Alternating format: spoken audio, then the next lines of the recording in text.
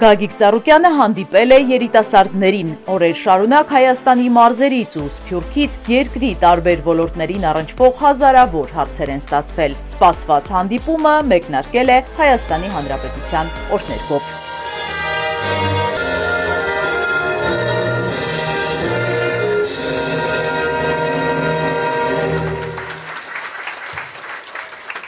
Մինչև հանդիպումը երիտասարդները տարբեր ոլորտներին վերաբերող իրենց հարցերը բարձրացրել էին սոցիալական ու մեդիա հարթակներում։ Այս նախաձեռնությունը վերածվել էր յուրահատուկ համահայկական ֆլեշմոբի։ Մի քանի հազար հարցեր են ստացել, որոնք ուղղված են հասցեագրված են պարոն Ծառուկյանին։ Բնականաբար այդ ծավալի հարցերը ֆիզիկապես հնչեցնելու հնարավորություն չկար, դրա համար աշխատանքային խումբը խմբավորել է դրանք եւ այսօր մի քանի տասնյակ հարցեր այս դահլիճում հնչելու հնարավորություն կստանան։ Սպորտի, մշակույթի ոլորտներից մինչև մեծ քաղաքականություն հարցերը բազմաշերտ են։ Մեծ է հետաքրքրությունը առաջարկ Հայաստանին ծրագրի նկատմամբ, որտեղ առանձնահատուկ տեղ է հատկացված երիտասարդներին։ Առաջարկ Հայաստանի նախագիծը շատերի համար անսպասելի տարածում գտավ։ Ինչու եմ ասում անսպասելի, որովհետև այսօր մարդկանց մեծ մասը չեն հավատում որոշ տարատեսակ ծրագրերի եւ խոստումների, բայց մեր ծրագիրը այսօր մեծ տարածում է գտել է մարդկանց տները, դարձել է խոսակցության թեմա։ Հարցս հետևյալն է. առաջարկ Հայաստանի նախագծի հաջողության գաղտնիքը որն է։ Հարգելի երիտասարդություն, ուսանողություն, ես հիացած եմ տեսնելով ինչքան գրագետ բանիմաց խելացի երիտասարդություն ունենք։ Եթե կա խելացի բանիմաց երիտասարդություն, ուրեմն կա ապագա։ Այս անգամ ծրագրի գաղափարը միտքը փոխել եմ, այսինքն այս անգամ ծրագիրը կազմում եք դուք։ Տվյալ ոլորտի ներկայացուցիչները մենք դիմում ենք բոլորին, որը առաջարկ Հայաստանի ծրագրով են ներկայանում, ամեն մեկը ներկայացնում է իր խնդիրը, իր խնդրեմը։ Ինչն է խնդիր, ինչն է խնդրեմ, ինչը լուծվելու դեպքում արդեն ավելի լավ կլինի։ Մարդը կզգա, որ իր մասին մտածող կա եւ հնարավորություն տվող կա։ Ինպես մարդուն ինչ է պետք։ Ամեն ինչ ունեմ։ Աշխարհում եք, ինձ պետք է որ մեր երկիրը զարգանա, հզորանա, անվտանգ լինի, տնտեսությունը զարգանա, երիտասարդության դեմքին ժպիտ լինի, հույսով, հավատով։ Ես էլ եմ եղել ձեր տարիքին, որ սովորեմ, ավարտելուց հետո պիտանի մարդ դառնամ, ընտանիք կազմեմ, ճանաչում ունենամ, լավ ապրեմ։ 25 տարի զբաղվում ենք քաղաքականությամբ, ինչ ծրագրեր կազմում ենք, ասենք մարդիկ լուրջ դեմքով կաբինետներում նստած ծրագրեր են կազմում։ Ծրագիրը կազմում եք դուք, մենք խնդիրն ու խնդրեմի լուծումն ենք տալիս եւ բոլոր ոլորտներում։ Հիմա դուք տեսնում եք առաջարկ Հայաստանին ամեն օր հրավիրում են տարբեր ոլորտի մարդկանց։ Շրջաններում, մարզերում շրջում են, ես ասեմ, որ չասեք, թե դուք ինչ եք առաջարկում, այլ դուք հարցեք ինչն է ձեր խնդիրը, ինչն է ձեր խնդրեմը, որ այդ խնդրեմը լուծենք, մարդը զգա դա վերաբերում է իրեն, ոչ թե ճարտար գեղեցիկ գրեն, այլ իրականությունը լուծումը։ Լուծումն էլ պետք է տանք այնպես, ինչ որ մեր երկիրը ունի, ոնց որ ընտանիքը, այնպես էլ պետությունը։ Ընտանիք ունի 8 անդամ, պետություն ունի 18 ոլորտ։ Թող ոլորտներով լիարժեք հավասարաչափ տեղին մտածելով իրականացնել, որ մարդիկ կարողանան մնալ երկրում, որ մարդիկ մտածեն իրենց մասին մտածող կա։ Մասնակիցներից Հռիփսիմեին հետաքրքրում է Գագիկ Ծառուկյանի որդու Հովհաննեսի գործունեությունը։ Վերջին շրջանում մեծ ակտիվություն է ցուցաբերում ձեր որդին Հովհաննես Ծառուկյանը։ Նրան հաճախ կարելի է տեսնել տարբեր միջոցառումներում, հատկապես պատերազմի ժամանակ մասնակից եւ վիրավորում ստացած տղաների հետ ասեկոսներ են պատտվում, որ նա ուզում է դառնալ падգամավոր։ Հարցս հետեւյալն է. արդյոք ունի նման ցանկություն, հավակնություն թե ոչ։ Իմ որդին Հովհաննեսը ոչ ցանկություն ունի, ոչ էլ իրավունք ունի։ Իր տարիքը չի համապատասխանում։ Ես ուրախ եմ, հպարտ եմ, որ իմ որդին լավ գործեր է կատարում։ Առաջարկել է, որ ես անպայման ուզում եմ, որ կարողանամ վիրավորված տղաների համար պայմաններ հնարավորություն ստեղծենք, որ կարողանամ իրենք մարզվելու, պարապելու հնարավորություն ունենան։ Ասեմ, որ շատ դժվար է, պատասխանատու է, ես պատրաստ եմ, ասեմ, եթե դու պատրաստ ես, ես պատրաստ եմ, տղա ջան, ապրես, հալելակես, որ դու մասին մտածում ես, եւ այդ ժամանակ ծանոթացել եմ Էրիկի հետ, Վանակում վիրավորված, որը որպես տղա, որպես մարդ իր պահվածքով բոլորն էլ հարգում են, կամք ունի, ձգտում ունի, բոլոր ամեն ինչով։ Ես Էրիկի նշանակեցի Օլիմպիական կոմիտեի նախագահի օգնական, ասի Էրիկ ջան, տղայից հետ միասնական ստեղծեք ինչ որ ցանկանաք, բացի մարզվելուց, եթե պետք է ինչ որ օգնություն բարեգործականից, եթե մարդիկ կարիք ունեն, ձեր տրամադրության տակ է։ Եվ երկուսը միասնական աշխատելով իրար հետ նայելով իրոք կատարում են գործ, մեր հերոսները, որոնք բանակում կյանքը չեն խնայել, ճակատագիրա գնացել են, նրանք այսօր կարիք ունեն, ուշադրության վերաբերմունքի, որը անտեսված չլինեն, նրանք արել են այն, ինչ որ պետք է երկրին ժողովրդին իրաց ցավը տանեն։ Մենք էլ իմ տղանել, Էրիկնել նույն պատասխանատվական ընկերություն են անում, աջակցում են, լավ բան են կատարում եւ օրինակ ենք ծառայում։ Դրանից հետո տղաս դիմեց,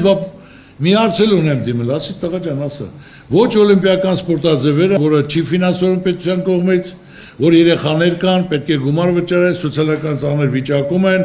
մենք ստեղծենք պայմաններ, որոնք պարապեն։ Ֆայլուն միտք է, դուք ճիշտ հասկացեք, որ երեխաները փողոցից պետք է կտրվեն, հրավիրել ենք բոլոր ոչ օլիմպիական մարզաձևերին, միություն ենք ստեղծել, տղաս ներգրաված է եւ այնտեղ դպրոցներ բացելով, կազմակերպելով, անցյալ տարի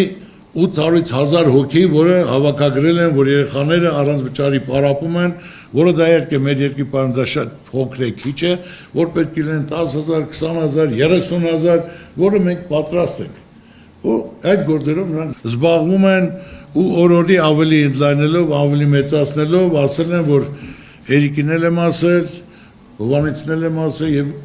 Գառնիկին եմ ասել, որ կարողանանք ինչ որ պետք է անենք, մենք պետք է ունենանք առողջ սերունդ։ Եթե կա առողջ սերունդ, ուրեմն կա ապագա, եթե չկա առողջ սերունդ, չկա ապագա։ Հովանես Սարոկյանի խոսքով նման ծրագրերը կարևոր են եւ ամեն դետալի մոտենում է մեծ պատասխանատվությամբ։ Պատկերացնում եք, թե ինչքան մեծ է լինելու պատասխանատվությունը, սա առաջին այդ հարցը ինձ հայրս է տվել, որ ես պատկերացնում արդյոք թե ոչ, եւ եթե չպատկերացնեի, ես ինչքան մեծ է լինելու պատասխանատվությունը, չէի մտնի այդ աշխատանքի տակ, չէի ստանձնի այդ աշխատանքը։ Ես շփվելով շատերի հետ ընկերություն անելով մարտարվեստների ներկայացուցիչների, ստացա այդ միտքը եւ սկսեցի մշակել ծրագիրը ու մենք սկսեցինք զարգացնել։ Եվ ասեմ ավելին, այլ խոսքերով դա պատվի հարց է ինձ համար, մենք պետք է այդպես էլ շարունակենք։ Ու ինչպես հայրս է ասում, համաձայն իր խոսքին, եթե չկա առողջ սերունդ, չկա ապագա։ Երիտասարդներին հետաքրքրում է վերջին տարիներին մեզ պատած խեղճության թեման ու դրա հաղթահարման ուղիները։ Շատ հետաքրքրեց ինձ այն հայտարարությունը եւ իմ հասակակից երիտասարդներին, որ դուք նշեցիք մեր հայ ազգին չի սազում այս խեղճ վիճակը եւ ամեն ինչ պետք է անենք, որպեսզի դուրս գանք այս վիճակից։ Հարցս հետեւյալն է, ուզում եմ հասկանալ, ինչը ձեզ ստիպեց այդ հայտարարությունը անել եւ ինչպես պետք է անենք, ինչ գործողություններ պետք է անենք, որ այս վիճակից կարողանանք դուրս գալ։ Արցախի պատերազմից հետո բոլորս էլ կոտրված,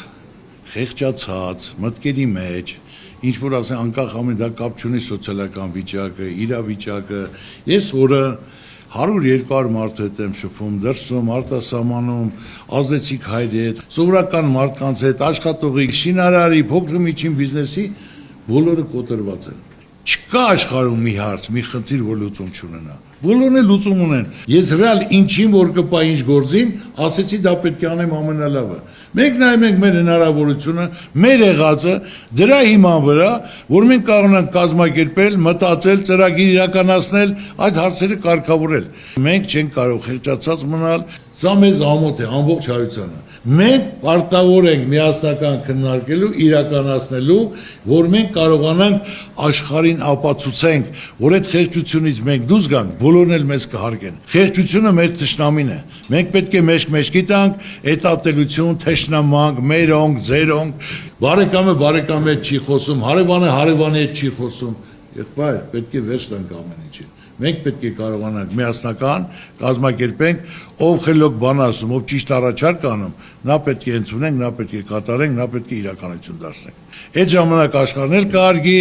եւ մենք նոր դաշնակիցներ էլ կունենանք, ուժեղ մարդու հետ են հաշվի նստում, թույլի հետ ոչ մեկն էլ հաշվի չի նստում։ Անմշակ հողեր ու արտագաղթ երիտասարդների համար կարևոր է նաև գյուղոլորտի զարգացումը։ Գագիկ Ծառուկյանը կարծում է, որ առանց գյուղատնտեսության նախարարության ոլորտը չի զարգանա, ծրագրերը պետք է լինեն հասցեական։ Մեզ շատ հետաքրքիր է դուք ինչ կառաջարկեք, որպեսզի գյուղատնտեսությունը զարգանա, մեր գյուղական բնակիչները բարելավեն իրենց կյանքը, լավ ապագայով ապրեն։ Ու մեր նպատակն է, որ ունենանք զարգացած երկիր, հզոր պետություն, բարեփոխենք այսօր, ապագան կերտենք վաղը։ Առաջնային խնդիրը հարգելի երիտասարդություն, անհրաժեշտ է, որ գյուղնախարարություն ունենանք։ Առանց գյուղնախարարություն գյուղատնտեսություն չի կարող զարգանալ։ Գյուղատնտեսությունը այսօր երկիրը պահողն է, կերակրողն է, սահման պահողն է։ Բայց որ գյուղնախարարություն չկա, անտերություն, երկարաժամկետ ծրագիր պետք է լինի, գյուղացիների հետ համագործակցեն, նայեն, թող գնան գյուղերում, ես չեմ ասում, ես նորություն եմ ասում, գնան գյուղերում, գյուղացուն ասեն, ի՞նչ է խնդիրը, խիչ ես մշակում, գյուղացին կպատասխան, չեն մշակում, սերմ չկա, ամեն տարի նոր սերմ, սերմնաբուծարանները չեն աշխատում, մարդուն վարել ցանելու համար հարկավորա որ սերմ տան, որ նոր սերմ լինի, որ նա ցանի գոնե իր ծախսը կրկնակի երակի գումար պետք է առնի։ Մենք ունենք մոտ 480,000 հեկտար հող, ցանումը 150,000 հեկտար է, որը մնացածը չի ցանում, թողում են արոտավար, գյուղերը դադարվում է, քանդվում է, այսօր ոչ գյուղատնտեսություն կա, ոչ անասնապահություն կա։ Ասնապահությունն էլ դրել են բոյնիներ, մորտման ցեխեր, որ պետք է 50,000, 100,000 տան, այնտեղից բարձի տան այնտեղ, այնտեղից տան այնտեղ, այն իր 500 դրամ էլ պետք է ամեն քաշից պետք է այնտեղ վճարի, դա համար են մարդը ոչ պահում, որտեղ մինուս է գնում, չեն անում։ Ավելի շատ ներ են կրում դրսի Հնդկաստանի գոմեշի մսերը, որ մենք կարան գնահատություն տանք, արկել կհանդիսանանք ավելի ռաստամոճկեն մեծ դինի, որ մերը կարողանա ծախվի ամբողջ աշխարհում, ինչը որ այդ պետությունը արտադրում է, արտոնություն հնարավորություն են տալի, որ տեղի մարդը, աշխատողը, արտադրողը, մշակողը կարողան առաջերտին իր ապրանքը ծախի։ Գյուղացուն հարկավոր է գյուղերը բոլ երիտասարդություն չի մնում, եղբայր։ Գյուղացին գոնե դե մնալով, կտրված լինելով ամեն ինչով, գոնե իմանա, որ կարողանա բարեկեցիկ իր տունը պահի իր բալիկներին, իր թորնիկներին, բայց եթե չի կարողանում, ասենք թե գավել գումար վաստակի, ինչի համար է։ Ծերերն են, որ մնացել են։ Եթե նրանք էլ թողեցին եկան, ինչ որ մարդել տանեն այնտեղ, նա պետք է ծնված լինի այնտեղ, մեծացած լինի, տեսնի, որ եղանակին ցանում, ինչ սորտ են ցանում, երբ պետք է ցանեն, երբ պետք է հավաքեն, մեծ ուշադրություն պետք է դարձնեն, արտոնություն տան գյուղացուն, որ պետք լինի, պետք է սերմնել ջրի տան, ջուրն էլ ջրի տան, պետք է հոսանքը կամ գազը 50% տան, վարարտանյութը պետք է անվճար տան, բայց ինչի համար է գյուղացին մնում այդ չոլերում, ասենք թե ոչ կենտրոններ կան, ոչ էս թեկուզ մի հատ կենտրոն էլ սարքեն։ Պետք է լինի ընդունման կետեր, սառնարաններ, մշակելուց էլ ասենք թե մնում այնտեղ, այնտեղից հավաքեն, բերեն քաղաք, հետո 100 դրամով վերցնում են, քաղաքում 1500 դրամ վաճառում են, էլի գյուղացին օգուտ ունի։ Գյուղացու մասին հարկավոր մտածել, գյուղնախարարություն բացել, արտոնություններ տալ, դոտացիաներ տալ։ Վարդենիսում կառուցել եմ, որը եկան ինձ դիմեցին, ասեցին, կառուցեցի սառնարան, որը 12,000 տոննա, դեռ էլի պետք է կառուցենք, դա քիչ է։ Ուրբաթ օրը գնալու եմ, եթե որից հայ ես դու, գնալու ենք տես ինչ են կարել, ինչ ներդրում են կարել, որ անհնարին ոչինչ չկա, որ կարող են կազմակերպել, սարքել, դնել ու ապացուցել եւ մրցակցություն կա, եւ որակ կա, եւ էկոլոգիապես շատ մաքուր։ Հատիս լեռան գագաթին վերհառնող Հիսուս Քրիստոսի արձանի գաղափարը մեծ ոգևորությամբ են ընդունել։ Վստահ են աշխարհին ներկայանալու ենք նոր այցեքարտով, զբոսաշրջային քարտեզի վրա մեր երկրի անունը կարմիրով է գրվելու։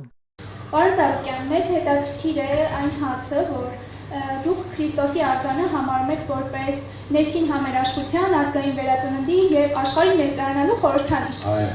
Մենք ցանկանում ենք իմանալ, թե ինչ նկատի ունեք հենց այս ձևակերպումների տակ։ Մեր ազգը միշտ հպարտ ազգ է եղել, ուժեղ ազգ է եղել, խելացի ազգ է եղել, աշխարհով մեկ։ Ոչ մի ազգություն այդքան տարբեր ոլորտներում մարդ չի ունեցել, ասենք հիմա այսօր ցանկացած ոլորտում որ վերցնես աշխարհի մակարդակով 10-ից 1-2-ը հայ են։ Բայց այսօր մենք ասելու բան չունենք։ Չկա ասելու բան։ Բայց մենք ոնց կարանք տեն լուր նստենք, պետք է կարողանանք ապացուցել, որ մենք ուժեղ ենք, մենք պետք է կարողանանք երկարաժամկետ ծրագիր կազմենք, պատերազմից հետո 5 տարի, 10 տարի, 20 տարի, այն մեր բացողումներն ուղենք, ավելի զարգացնենք, որ պետք է կարողանանք պետությունը պետք է պայման ստեղծի, հնարավորություն տա, որ ժողովուրդը փող աշխատի։ Ժողովուրդը ինչքան հարուստ լինի, պետությունը ավելի հարուստ կլինի։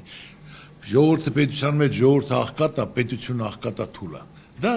ակսիոմ է, դա քննարկման ենթակա չի։ Դու պետք է հնարավորություն տաս, մարդը հարստանա, ուժեղանա,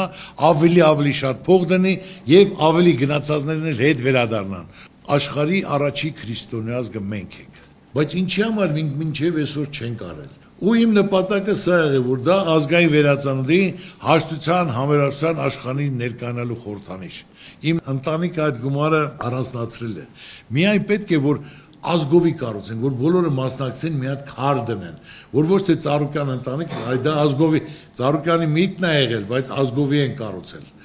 Ու արդեն որ սկսեցինք հիմք գտնել աշխատել, այսօր ամբողջ աշխարհը գալի ու գալիս է Ամերիկայից, Ֆրանսիայից, Գերմանիայից, գալիս են ուսանողներ, աշխատողներ, կոլեկտիվներ, 300 հոգի, 500 հոգի, 1000 հոգի, վելնդե չկա, որ ես իր այդ չեմ խոսում, իր այդ նեղացած եմ, հաշտ, համերաշ,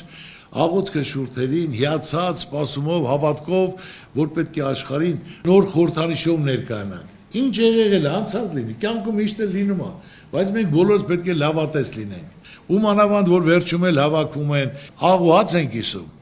ու շատ տպավորված, շատ հիացած, ոնց որ հաշտ համերախ իրար հետ վերադառնում են։ Սա եղե հիմնական նպատակը, ու դուք էլ երբ որ տակերենգն է, այսպես բոլորդ կազմակերպած գալ են, որ իրենք էլ մի քար դնեն, հավաստագիր ստանաք, որ անկախ նրանից երբ կլինի, որտեղ կլնեք, որ ձեր բալիկներին, թորներին էլ ասելով, որ դուք մասնակից եք այդ գեղեցիկ կառույցին, քար եք դրեք, որ ձեր նպատակն իրականություն դառնա։ Երիտասարդների հետաքրքրության շրջանակը բավականին լայն է, ոչ միայն շինարարության ընթացքն է հետաքրքրում, այլև հարցերով ավելի հեռուն են գնում։ Ձեզ մի հետաքրքիր եւ տարօրինակ հարց ունեմ տալու։ Մեծ ուրախություն, դուր։ Երբ որ ավարտեք Քրիստոսի արձանի կառուցումը, հաջորդը ում արձանը կկառուցեիք, եթե կառուցեիք, եւ ըստ ձեզ այս երկրում ով է դրան ամենից շատ արժանի։ Ապրես։ Հալալակ է, շատ ուժեղ հարց ես տվել։ Առանց երկար մտածելու հարցիդ պատասխանեմ, կկառուցեի հայ կնոջ արձանը։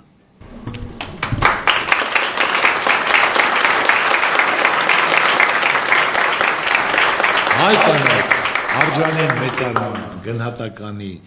ամենա, ոնց ասեմ, որ ցանկացած հզոր տղամարդու հարցնես, որ մենք ինչ էլ անենք մեր կանանց համար, միևնույնն է պարտք ենք մնում։ Տղամարդու պատիվը ընտանիքի անունը դա կինն է պահում։ Նրանք արժանեն մեծարման, գնահատականի։ Եղել է պատերազմ։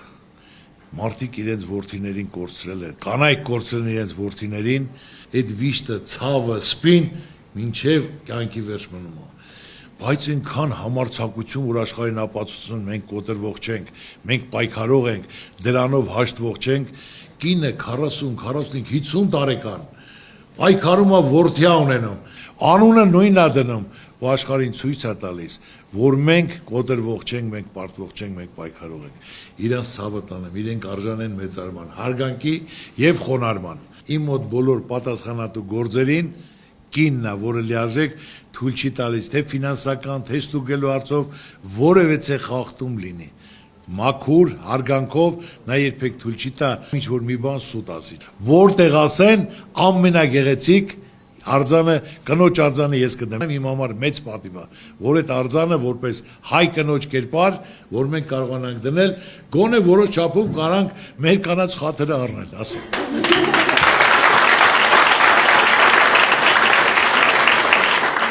Քաղաքականությունից տնտեսություն, գյուղատնտեսությունից մշակույթ հանդիպման ժամանակ այս ու այլ ոլորտներին վերաբերող հարցեր են հնչել։ Մեկ հարց ունեմ, որը կարող է ձեզ դուր չգալ, ուր էիք վերջին 5-6 տարիների ընթացքում եւ մեր պետությունը անցնում է դժվարությունների միջով։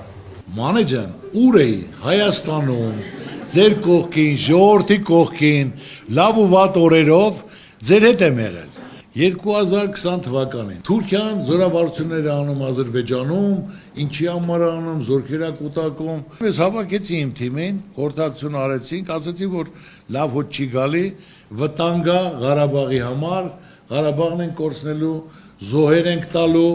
Դրանից հետո որևիցե մեկը, ասենք, ընդդիմությունը, քաղաքական գործիչները, պետությունը ոչ մեկ չհանդիպեց, ասեց Ծառուկյան ջան, ինչի համար ես այդպիսի բաներ ասում, ինքը ինչն է, ինչ պատճառով ես դու ասում։ Ոչ մեկը։ Այդտենց էլ մնաց։ Ես ասեմ հունիսի 5-ին, հունիս, հուլիս, օգոստոս, սեպտեմբեր, սեպտեմբերի 27-ին պատերազմը սկսեց։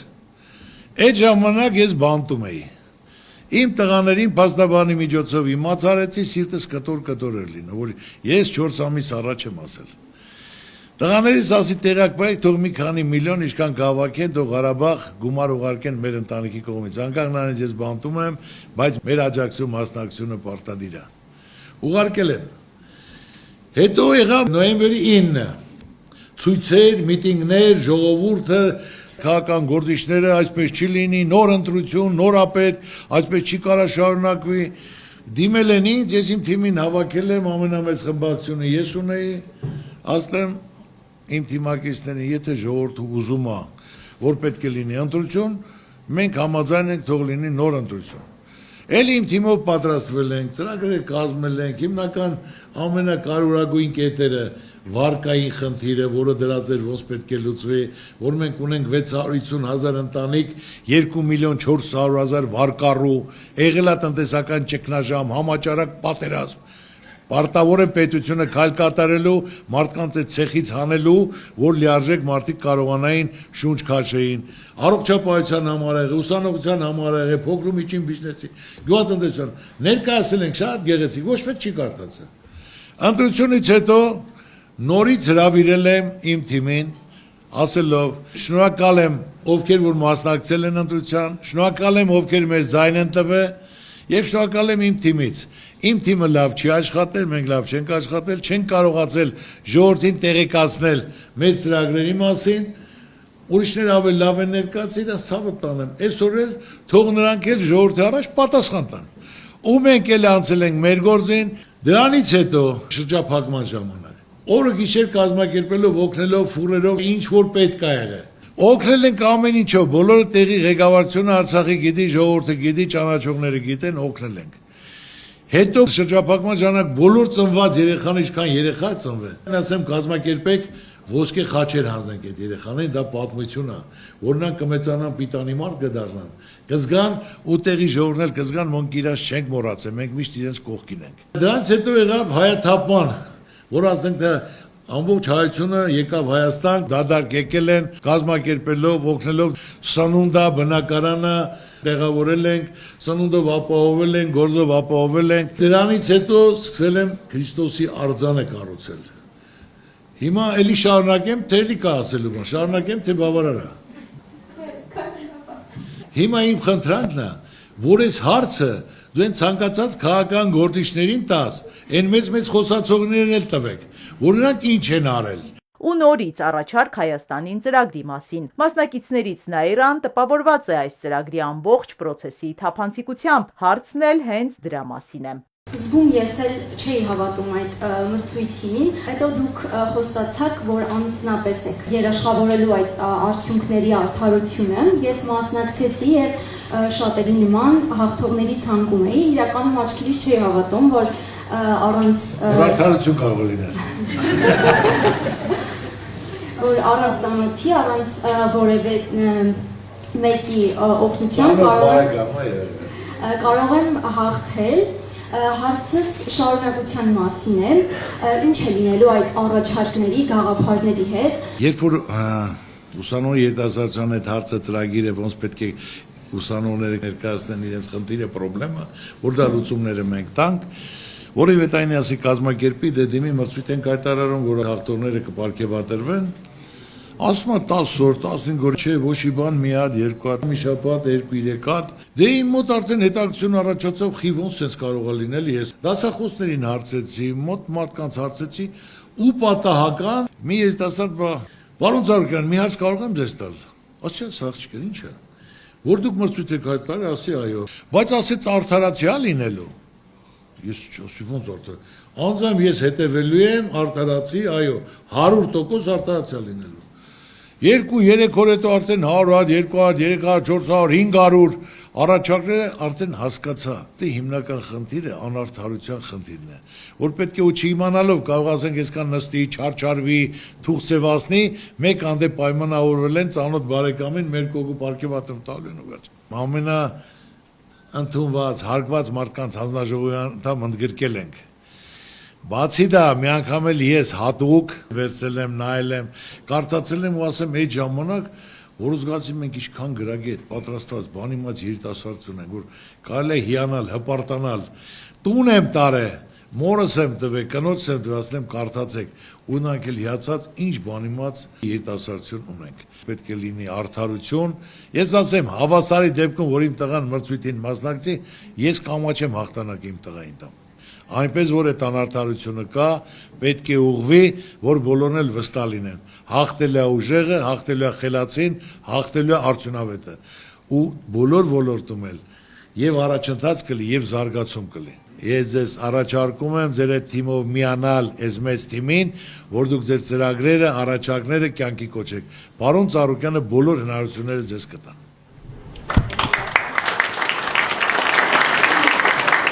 Սեպտեմբերին Գագիկ Ծառուկյանը հայտարարեց, որ 2026-ի խորհրդարանական ընտրությանը մասնակցելու է առաջարկ Հայաստանին ծրագրով։ Իսկ ո՞րն է այդ ծրագիրն ու երբ է ներկայացվելու հանրությանը, հետաքրքրվում են երիտասարդները։ Դուք ընտրություններին ներկայանալու եք առաջարկ Հայաստանի ծրագրով։ Այո։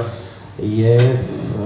հարցս հետևյալն է, թե ինչ ձևաչափով եք մասնակցելու ընտրություններին։ Խեմ ես հարցս անձնավորում,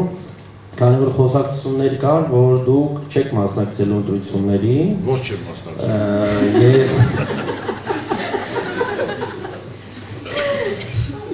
Այո, ասեք։ Երևի ասեկոսներ էին, պարոն Ծառուկյան, դրա համար կուզենայի ձեզանից անձամբ լսել։ Մասնակցելու եմ Բարգավաճ Հայաստան կուսակցությունով եւ մասնակցելու եմ առաջարկ Հայաստանին ծրագրով։ Ծրագրի մեջ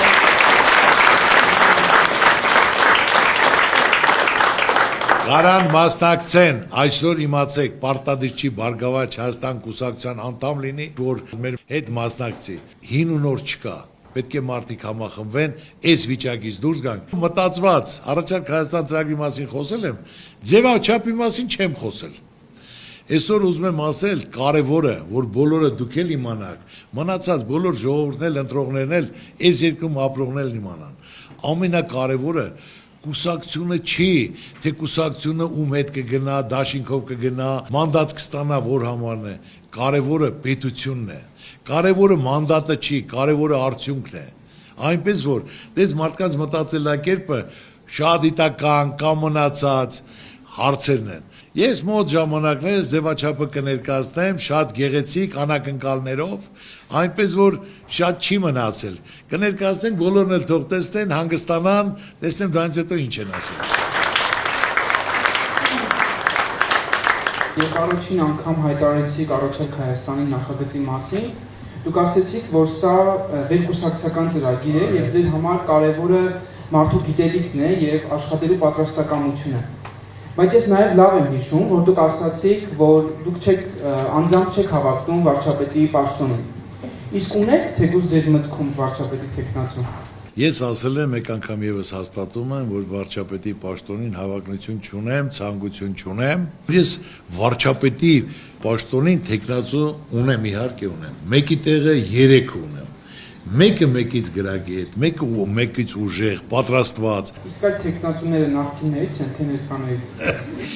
Ուրեմն ասեմ ձեզ, արգելի երիտասարդություն, մենք պետք է մոռանանք նախկինն էլ ներկան էլ։ Խոսում ենք ապագայից, ապագայի վարչապետ է։ Մեր երկրին պետք է ապագա։ Այնպես որ նախկին ու հին ու նորը մոռանանք, խոսենք ապագայի մասին։ Հնչում է սոցիալական ցանցերում ամենաշատ տարածված հարցերից մեկը։ Դուք մի քանի անգամ հայտարարել եք, որ դուք չեք ավարտել Հարվարդ։ Ու սա փոխաբերական իմաստով նշանակում է, որ դուք չեք ասում, դուք ամենան եք։ Սա ըստ իս մեծ հարգանքի արժանի մոտեցում է, որովհետև ոչ բոլորը կարող են վեր կենալ ու սեփական ազգի մասին այդպես խոսել։ Հարցս հետևյալն է։ Արդյոք դուք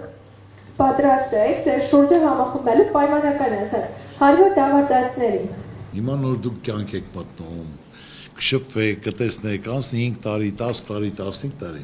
Ծառուկյանի ասածը դուք կհիշեք միշտ։ Որ միշտ մարդիկ, հզոր մարդիկ, կարող մարդիկ, ազդեցիկ մարդիկ շատ համեստ են։ Այն որ մարդիկ իրենցից բան չեն ներկայացնում, գլուխ գովալ, պահվածքով, նրանք դատարկ մարդիկ են։ Այսօր տնտեսությունը զարգանում է ոչ թե էժան աշխատուժի վրա, այլ գիտության հիման վրա։ Այսօր ամբողջ աշխարհը Չինաստանի չի կարող մրցի։ Պետք է այսօր կարողանանք գիտելիքը օգտագործենք։ Հայաստանում գիտության վրա գումար չի դրվում, գիտության վրա պետք է դնես կարող է 3 տարի արդյունք չլինի, 4-րդ տարին այնպիսի արդյունք լինի, որ ամբողջ տնտեսությունն էլ, պետությունն էլ պահեն, զարգացնեն, հզորանա, բյուջեն էլ ավելանա, գումարներն էլ ավելանա, կա ոլորտներ, որ էժան աշխատուժով չէ գիտության հիման վրա։ Ու ամենակարևորը այսօր Հայաստանում ոչ թե աշխատատեղ չկա, մասնագետ չկա, կառույց չկա, որ կարողանա մեր այդ բանիմաց, ավարտած, դրսում են ավարտել, ինչ են ավարտել, որ ֆակուլտետ են ավարտել, մենք այսօր պահանջարկը հենց մեր երկրում է պետք։ Ինչքան ուզում ես հզոր եղի, դու եթե բանիմաց մասնագետներ չունես, որ կարողանան տեխնոլոգիաները մասնագիտական օգտագործեն, հաջողություն չես կարող ասես։ Ես հիմա քեզ ասում եմ, կարող են կազմակերպել, ներկայացնել, ուսանող ավարտել է այս տեղը, այսքան ես պատրաստ եմ հավաքի, քանի հոգի կուզես։ Ինձ էլ գրավիրեք, ես կգամ, բոլոր հարցերն էլ կպատասխանեմ։ Ձևաչափն էլ կորոշեք։ Հայաստանի արտաքին քաղաքական վեկտորի վերաբերյալ հարցը տարբեր բևեռների մասին է։ Ռուսամետ կամ արևմտամետ խոսույթն իրականում սխալ ձևակերպում է, ասում է Գագիկ Ծառուկյանը։ Պարոն Ծառուկյան, ընդունված է գործիչներին, քաղաքական ուժերին, անգամ սովորական մարդկանց բաժանել արևմտամետերի եւ ռուսամետերի։ Այդ բաժանման մեջ դուք ձեզ որտեղ եք տեսնում։ Ով ուզում է մեր ժողովրդին բաժանի արևմտամետ եւ ռուսամետ, դա մեր թշնամին է։ Ոչ մեկին պետք է մենք չթշնամանանք ոչ մեկի հետ։ Մենք գործիք չենք, խաղալիք չենք, ինչ ճիշտ հասկացեք։ Մենք ոչ մեկի հետ պետք է չխզենք։ Այսօր ամբողջ աշխարհը ուզում է Ռուսաստանի հետ հարաբերություն ստեղծի, հարաբերություն պահի, Ամերիկայի հետ ուզում են հարաբերություն պահեն, Չինաստանի հետ ուզում են հարաբերություններ պահեն։ Մենք ինչի համար պետք է թշնամանանք, փոքր պետություն լինելով, ով ծրագիր կներկայացնի, ավելի մեծ ներդրումներ կատարի, անվտանգություն կապահովի, ավելի լավ պայմաններ կստեղծի, որ մեր ժողովուրդը ապահով լինի, պաշտպանված լինի, տնտեսությունը զարգանա, հզորանա, նրա հետ մեր կապերը ավելի լավ պետք է լինի։ Մենք այսօր ինչքան հիշում ենք Ռուսաստանի հետ միշտ մեր կապը, հարաբերությունը, մենք ունենք մոտ 4 միլիոն հայություն Ռուսաստանում բնակվող, ունենք Ամերիկայում 2-3 միլիոն բնակվող։ Մենք ոնց կարանք հարաբերություն չացնենք, որ մեր պատճառով նրանց հարաբերությունները տվյալ երկրում վատանան։ Այլ հակառակը մենք պետք է լավացնենք, կազմակերպենք, հարաբերությունները պահենք, որոշողը մենք ենք, առաջինը պետք է նայենք պետական շահը, ժողովրդի բարեկեցությունը, երկրի անվտանգությունը։ Երիտասարդներին շատ ոգևորել էր բլոգեր Բելա Բաբախանյանի պատմությունը։ Գագիկ Ծառուկյանին հաջողվել էր կանխել նրա արտահանձնումը Ադրբեջան։ Ինչպես ստացվեց ձեր մոտ, ինչպես կարողացաք այդ ամենը անել։ Եթե ես որ բերել ենք այդ հարցին չեմ պատասխանել, ուրեմն հիմա էլ չեմ պատասխանելու։ Ուրեմն կան հարցեր, որ նրանք ասելու խնդիրներ չեն, ներկայացնելու խնդիր չեն։ Հարցի երկրորդ մասը այն է, որ հիմա Բաքվում պահվող գերիների հետ կապված ինչ-որ հարցեր իրականացվում են։ Ուրեմն նորից դա վերաբերում է դրան, որ կան հարցեր, որոնք մեկնաբանության ենթակա չեն։ Ինչպես կանխել արտագաղթը, դժվարությունները հաղթահարելու, ընտանիքներ կազմելու ու բարեկեցիկ կյանքով ապահովելու համար ինչ պետք է անի պետությունը։ Մենք ուզում ենք ընտանիքներ կազմել, ունենալ երեխաներ, ապրել, կայանալ, ստեղծել բարիքներ մեր երկրում։ Ամեն քայլի մենք հանդիպում ենք դժվարությունների։ Ինչպես պետք է պետությունը փոխի այս իրավիճակը եւ ինչ քայլեր պետք է ձեռնարկի, որ երիտասարդների համար հեշտացնի ճանապարհը։ Մեր արժանի փոխարինողները մեր երիտասարդներն են, պետք է մտածենք երիտասարդների սովորել են, ավարտել են աշխատանքի հարցնա, երկրորդը գալիս է ընտանիք կազմելու։ Իհարկե բնակարան, որ այսօր պետք է լիարժեք այդ հարցը պետությունը նախաձեռնի, ես չեմ ասում, որ ջրի տան։ Պետությունը կազմակերպեն, ֆինանսորեն մասնավորին միացնեն, մարդիկ կառուցեն, բնակարանի հարցը լուծենք նոր ամուսնությամբ։ Պետությունը պարտավոր է նոր ընտանիքներին լիարժեք արտոնություն տա, հնարավորություն տա, կամ գումար տրամադրի անտոկոս, կամ հողհատկացում անի, հարսանիքի համար գումար նախատեսի, օրինակ արաբական երկրներում, Դուբայում, ամուսնանումա 300,000 գումար են տալիս, կամ բնակարան, Քուվեթում 1 միլիոն են տալիս, ես չեմ ասում 1,300,000, բայց պետք է քայլ կատարեն, հիմա դու բալիկ ես ունենալ, բալիկը դա պետք է պրոբլեմ չլինի, դա ուրախություն է, պետք է գումար նախատեսվի ամեն երեխայի, առաջինինը կլինի չգիտեմ ինչքան, երկրորդինը ավելի շատ, երրորդինը, չորրորդինը ինչքան գնալով, որ ավելի շատ լինի, որ դա ուրախություն է, երջանկություն է, հզորացում է։ Ես ասում եմ, պետք է այս ոլորտների ճիշտ բաժանում լինի։ Տես ես չասեցի, որ պետք է էսել նվեր տան, տուննել տան, էսել տան, բայց քայլեր պետք է կատարեն, որ մարդիկ զգան իրենց մասին մտածում են, որ իրենք կարող են լիարժեք ընտանիք կազմել, ունենալ իրենց ընտրյալին, որ իրենք մնան իրենց հայրենիքում, քարին դնեն, զարգացնեն, երեխաներ ունենան, ինչքան շատ երեխա ունենան պետությունը ավելի մեծ ուշադրություն կդարձնի եւ ամեն ինչ նորմալ կլինի։ Երկրում սոցիալական խնդիրները բազմաթիվ են, հատկապես ծանր վիճակում են թոշակառուները։ Ինձ հետաքրքիր է ձեր կարծիքը, ձեր դիրքորոշումը, քանի որ կարծում եմ բոլորն էլ կփաստեն, որ հիմա այս պայտառակ ցածր թոշակների արդյունքում թոշակառուները շատ վատ պայմաններում են։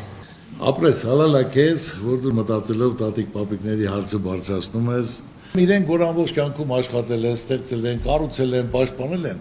նրանք կարիք ունեն ուշադրության, խորը ծերության ժամանակ, ու իրենց համար ամենաթանկը, որ ինքը իր թոշակով, թորնիկի համար, թեկուզ 5000-3000 դրամի բան առը, ինքը իրեն հզոր է զգում,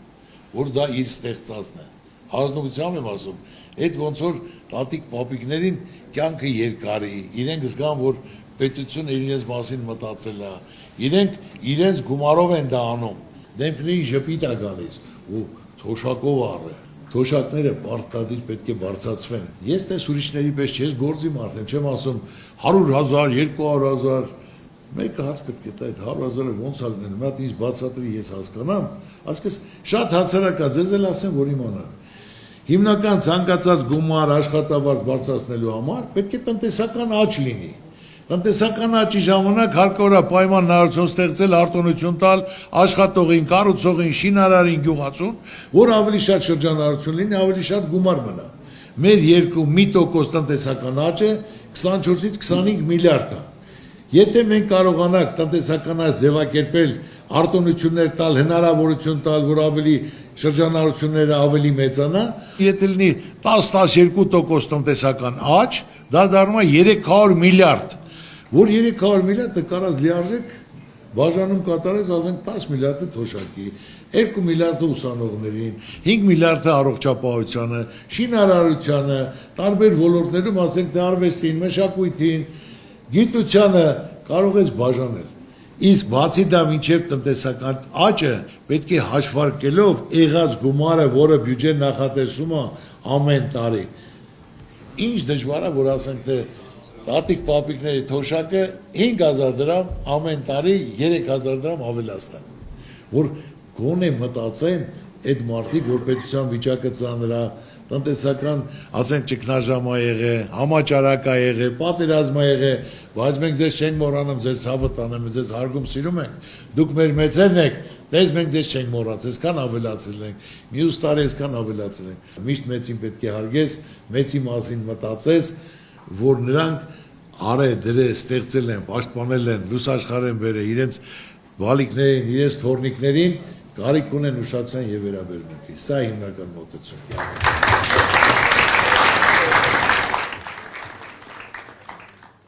Հաջորդ հարցը համացանցում ակտիվ տարածվող մի տեսանյութի մասին է, որտեղ երիտասարդ աղջիկը խոսում է հայկական կոնյակի Չերչիլի ցիտատով սկսեմ, վստահ եմ գիտեք, վերջինս ասել է երբեք մի ուշացեք ճաշից, ծխեք հավային սիգարներ եւ խմեք հայկական կոնյակ։ Հարցս հետևյալն է, արդյոք հետևում եք այս խորհրդին ու եթե այո, ինչ եք անձնապես նախընտրում կոնյակի հետ։ Այո, հայկական կոնյակը տարբերվում է բոլորից, բոլոր կոնյակներից։ Ծում կոնյակը վերջանում է, որին տակառով են ուղարկել, որին շերով, միշտ ուրիշ չեն խմում։ Ով որ ինձ դիմում է, որ ինքը պետք է իր կողմից տանի,